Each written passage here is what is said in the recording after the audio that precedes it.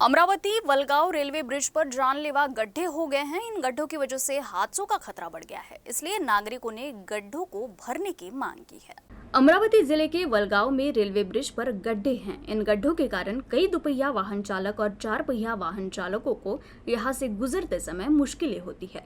इस पुल से दरियापुर, अंजनगांव, सुरजी, परतवाड़ा, धारनी, चिखलदरा, चांदुर बाजार की ओर जाने वाले लोग इस मार्ग से जाते हैं, लेकिन इन गड्ढों के कारण इस मार्ग पर हादसों का डर है। इसलिए नागरिक मांग कर रहे हैं कि इस पुल पर गड्ढों को जल्द भरा जाए ताकि इस पुल पर कोई हादसा न हो। नमस्कार, मी प्रवासी आहो।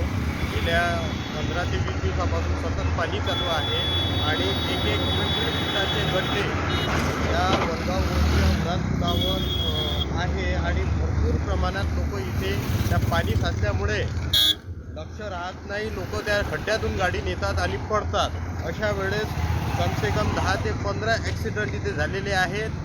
सध्या हल्ली परवाच्या दिवशी 2 दिवसा अगोदर दया अकोल्याचे लुंगे पाटील हे सुद्धा पडले होते त्यांच्या मिसेसला घेऊन। त्यांना मी उचललं सुद्धा आणि त्यांना गाडीत बसवलं आणि औषधोपचाराकरिता दवाखान्यात पाठवण्यात आले। अशाच पद्धतीनं भरपूर या उड्डाणपुलावर खड्डे आहे, त्याच्यामुळे जीवितहानीसुद्धा होऊ शकते। प्रशासन ही जीवितहानी झाल्यानंतरच जागे होते, यासाठी काहीतरी केलं पाहिजे।